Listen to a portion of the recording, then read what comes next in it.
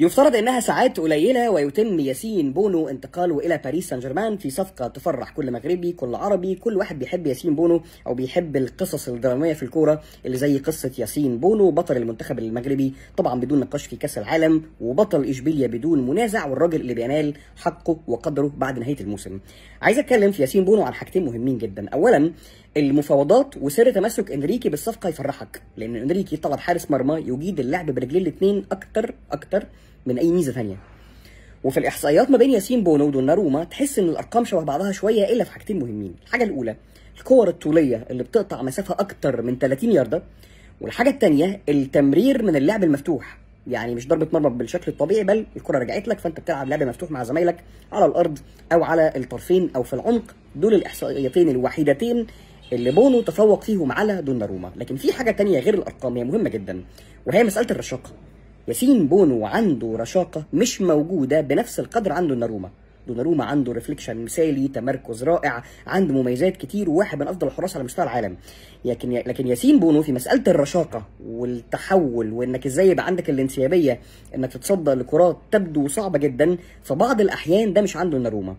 وده بيخليني اقول ان بونو مش رايح باريس سان جيرمان علشان يكون الحارس الاحتياطي على طول الخط، لكنه رايح في منافسه في اعتقادي حتى لو ما بداتش في الاول بعد شويه هتيجي. الحاجه الوحيده فقط اللي ممكن تكون شويه مقلقه بعض الشيء، وده مش عند بونو بس بل عند كل اوروبا بالكامل، هو الخوف من قصه كاس الامم الافريقيه. ان اللعيبه بتيجي وبتروح وتبقى باني عليهم حاجات معينه ويستنوا لحد اخر البطوله، دي الحاجه اللي بتقلق كل اوروبا. لكن في اعتقادي ما دون ذلك ياسين بونو زي ما كان الحال الموسم اللي فات، ولو انه الفرق كبير بين دوناروما وبين اي حارس اخر، لكن في اعتقادي ان بونو هيكون عنده الفرصه في جزء من اجزاء الموسم انه ينزل ويثبت انه قادر ياخد المكان الاساسي. دي الحاجه الاولى.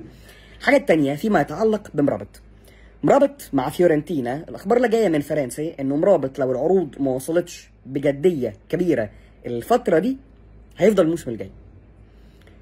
مرابط يبدو انه اسبانيا وهو شخصيا عايز اسبانيا، ما جالوش اي حاجه رسميه. برشلونه عنده مشاكل كبيره جدا، اتلتيكو لحد دلوقتي ما بعتش عرض رسمي، كان يفترض انه مانشستر يونايتد بيحاول يخش في الصفقه، لكن يبدو ان مرابط نفسه مش حابب فكره الحياه في انجلترا. مانشستر اسم كبير جدا جدا، لكن فكره عدم حب الحياه في انجلترا وتفضيل اسبانيا مره واثنين وثلاثه في تصريحات مختلفه ممكن يخليه يفكر شويه في القصه.